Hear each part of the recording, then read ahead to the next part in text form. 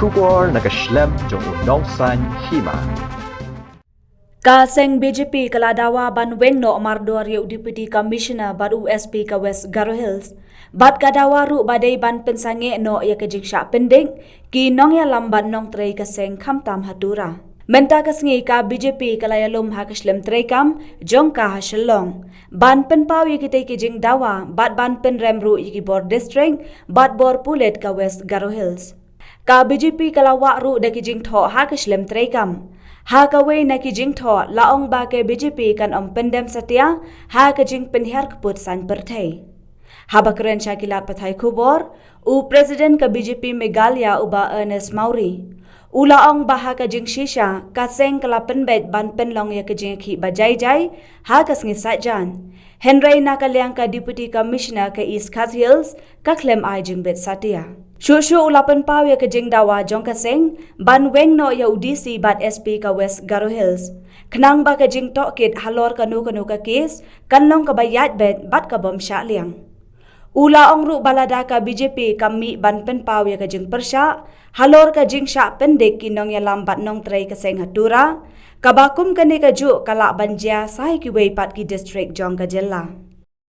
Actually, we have asked the government to give us permission to organize this peace protest, but we are very unfortunate from the government. They don't allow us.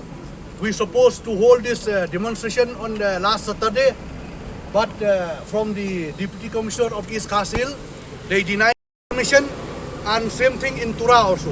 But last Saturday, the peace protest against this atrocities of the Deputy Commissioner of West Garo Hills and the SP has been held in Tura. So now we are doing this peace protest in Shillong today. After this, we are going to submit the memorandum to the Honorable Governor of Meghalaya immediately to remove the DC and the SP of the West Garo Hills for fair investigation with any case. And we want to stop these atrocities and harassment to our party workers, because if we are not protected today, then they'll repeat the same thing in others district. So that is our motto today. We condemn atrocities of the West Garo Hills, SP and DC. Hagani kasngi ka BJP kalalet banyak kenduk ru ya ulat ka jela, ban kentu nau, bantu kelar lem ha ka bedai bat kajing dawa, ban weng ya UDC bat SP ka West Garo Hills. We demand justice. We demand justice. So, I think we have already written in this placard about our demand. So, I think the important thing is that we'll go and hand over the memorandum to the Honorable Governor of Meghalaya so that he can give direction to the government immediately or removal of the SP and DC of West Garo Hills. Will you also be writing to the Chief Minister of this issue? No, right now we have decided to give only to the governor. Later on we will see.